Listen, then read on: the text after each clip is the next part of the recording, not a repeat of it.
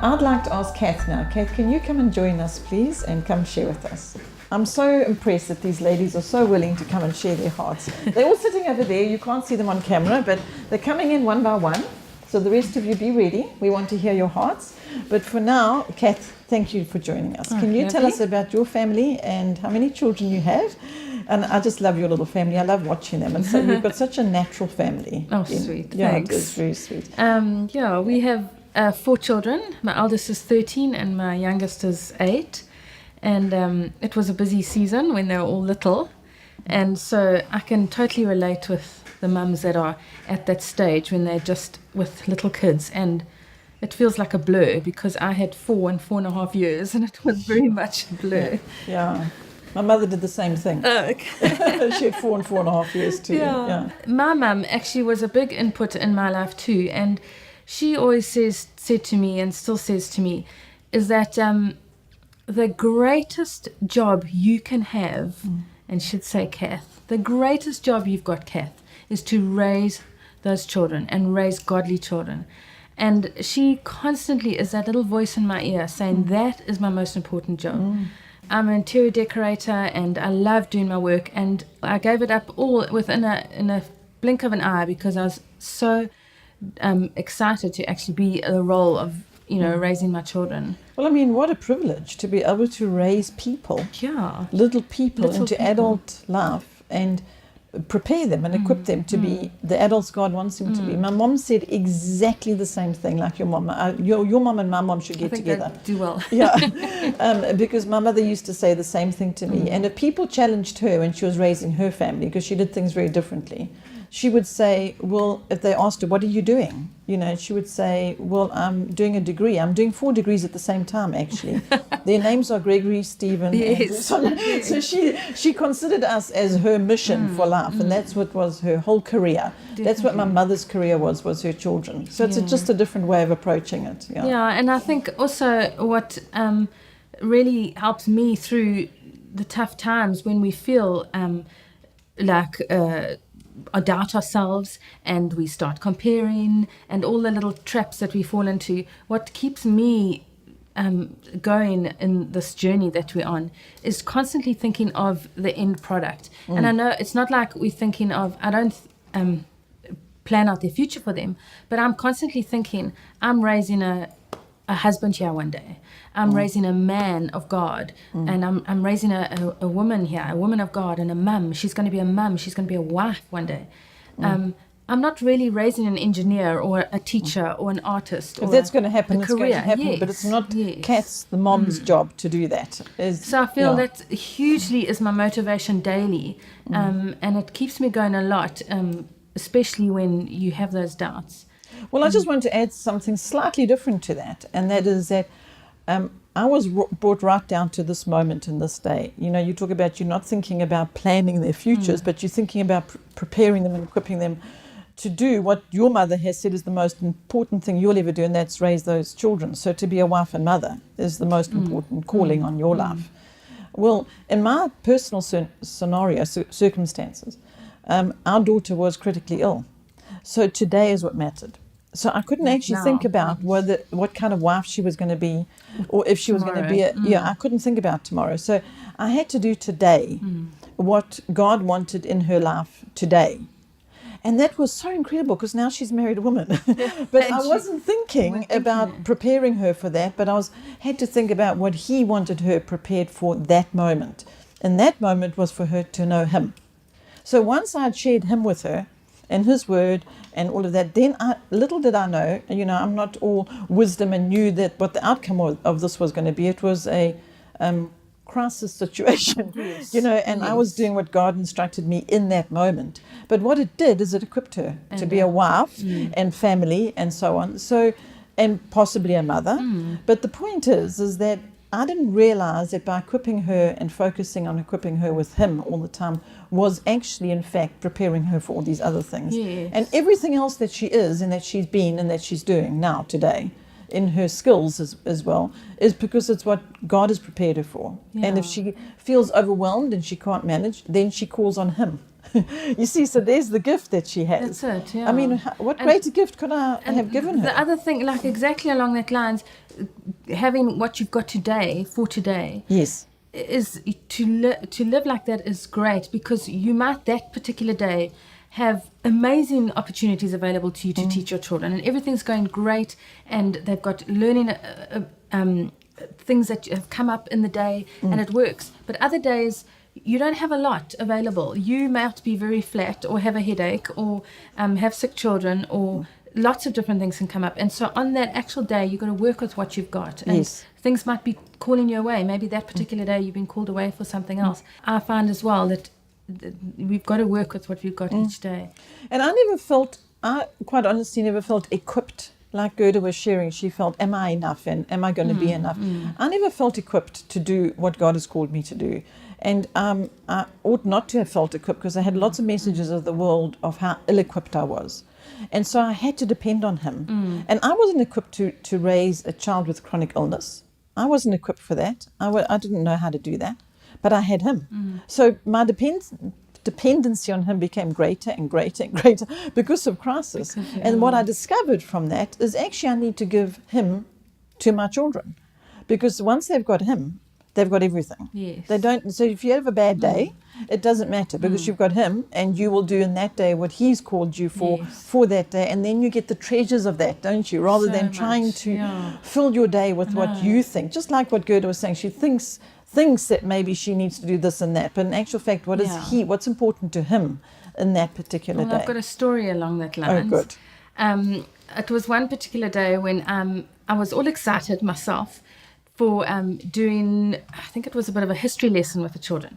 So I went online at home in the evening, and I copied and pasted and Googled and had an absolute lovely time. I was excited. Okay, so getting all prepared. I was getting all prepared, and I was having one of those really good teacher moments, which don't often come. And I was all prepared, and I saved everything onto my memory stick. And so the next morning, I said to the kids, okay, guys, you guys stay here at home and sort yourselves out. I'm shooting into town to go and print all this stuff. So I take my memory stick and I go to Postnet, and I'm all very chuffed with myself, and I stick it in, and I start going through all the stuff, and I start printing it off. But because I was so excited, I didn't realize how much stuff I was printing off. And I was just printing. So this guy was sitting next to me, a sort of middle-aged man, and he's like leaning over and saying, oh, what you doing? You're a teacher, typical sort of question. And you get a little bit, I don't know about other mums, but sometimes you get a little bit cagey about talking to total strangers about, homes. I'm busy now. I'm focused on printing this stuff out for my kids. I don't really want to have a whole discussion. So I say, yeah, well, actually homeschool my children. And, oh, that's interesting. And now he wants to talk. And I'm like, I really don't want to get in a big discussion about the pros and cons. Because you've got a history lesson to teach. I've got a history lesson. I'm focused. I'm excited. And I don't really want to get into the pros and cons of homeschooling. Why do you do that? He says to me. And I'm like, print. And why are you homeschooling? And I'm like, so I give him real basic. No, really, just a simple answer. I just want to, teach my children. And I don't want to say also too much, godly stuff, because I don't know where he's coming from. No, I just want to teach my children, the right principles in life, and I want to input into their lives, and I just enjoy it. And okay, cheers, now, focus, And he carries on probing and asking questions. And so what do you do, and what extramurals do you do, and on all these irritating questions. What about sport? And I'm thinking, oh, no. And he wasn't at all obnoxious. Okay, so he wasn't rude, but it was just I wasn't in the zone for that. Anyway, I go to the till now, and I'm finished, and I've got this whack of notes. I'm not lying to you. They had to get a little box out for me to put all my printed things in. And they give me the bill, and it was $400. And I mean, we all are home educators, and we don't really expect to get spend for your morning's history lesson. And I'm thinking, what have I just done? And suddenly this just realization that I had been so caught up in this moment. Anyway, this gentleman comes up, and he stands next to me at the till. And he leans across, And I will never forget this moment. And he says to me, you know what? He doesn't, wasn't even looking at what I was printing, or he wasn't really interested in anything of that. He says, you know what? The most important thing that you could do to your children is teach them about the Bible. And my jaw just went gunk. And he said, if you just taught them the Bible, he said, every day. And then he continued to say that, named a couple of people. He says they were homeschooled, and all the president of the United States, or I don't know, I wasn't really paying attention. And he said, if you just, they all were raised in the Bible. And he said, if you taught your children just the Bible today, they could become the president of South Africa. And I was blown away. Now, you can all understand the context of where I was at. I was printing out reams and reams of paper to try and educate my children. Right. And there this man who was supposedly bugging me tells me that all I need to do is work on the Bible. I'm telling you now, I promise you, I think that man was an angel sent by God. Right. And he put me in my place straight away. And I'll never forget that moment, because I constantly remember that it wasn't about the history notes and the pile of notes that I was trying to desperately feed my children. It was the fact that every day, and not a day goes by, I'm telling you, not a day goes by without me or sometimes both of us, my husband and I, but I'm every morning at school. We start with the Bible, and we teach with the Bible. In fact, I can sometimes teach with, but the children love it so much. We can teach on the Bible for a whole day. So just tell me, what happened to the end of your day with your history lesson? I've got that pile of notes still there. We go through it. We went through it. But I mean, half of it was irrelevant. It was just totally ridiculous. So 400 rands worth of printed notes at Postnet. So I often laugh about it. But yes, it really is important to I'd like to follow up on this Bible, the Bible teaching, because of our crisis that was on a daily basis. I used to feel like I had to. It wasn't just being convicted in the some must do because God wants us to, teach the children from His Word. It was desperate. It was like, I have to do this, because if I don't, and this is the last day I have with this child, well, what if I hadn't done that? So it was like this urgency. To get the Word in and to spend time in the Word. And I had exactly the same thing. We would start with the Word, and they didn't want to go away from that. It was like doing the other lessons or things that we need to teach them, numeracy and literacy. It was like, do we have to do that now? Because the Bible was always something that they wanted to stay with. Now, I've had moms saying, but what do you do if your children don't want to have Bible lessons? And that's another whole topic. We really have to talk about that another time. But I want to come back to the daily Bible. That what I found with that was, because I was doing that, what happened was the other things took care of themselves. Yes. So it doesn't matter.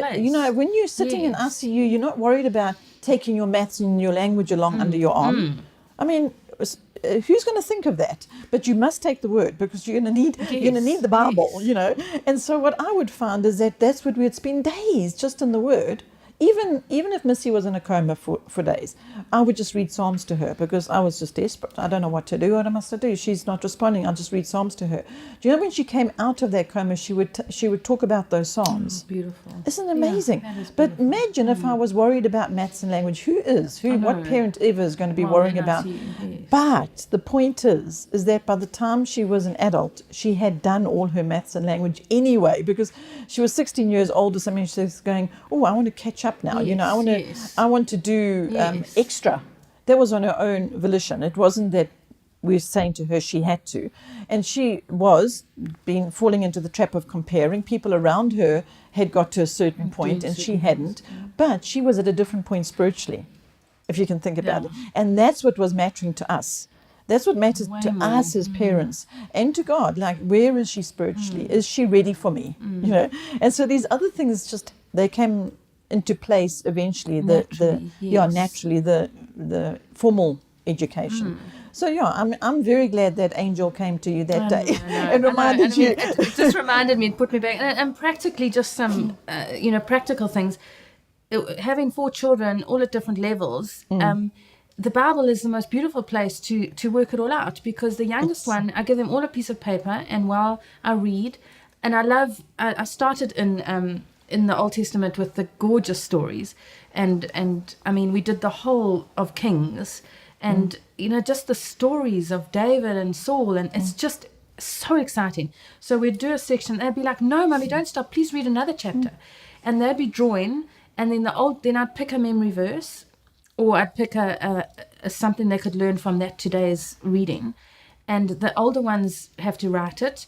The middle one has to dictate it. The little one just draws a picture and writes the scripture. The oldest has to write it in cursive and totally memorize it and give it to me tomorrow. So, I mean, the whole lesson can take you forever. And the little one just absorbs everything like a sponge. The little one just absorbs it all. Yeah. And it's just, so it's a beautiful practical way of... You talk about Kings, we used Picture Smart. I don't know if you... Yes, and I've used Picture Smart. We love Picture Smart. Yeah, us too. And we went through it a few times, and there's one section of Picture Smart where you're doing Kings. Yes, Kings. Yeah, no, actually Chronicles, where they've got all the kings lined up. And there's the sin meter at the top of it. And it's like, this king was a bad king. Let's give him a 10 out of 10 for being really bad. Or I don't know if it's the other way around. Naught is a good king. I can't 10 is a bad king. I can't remember which way.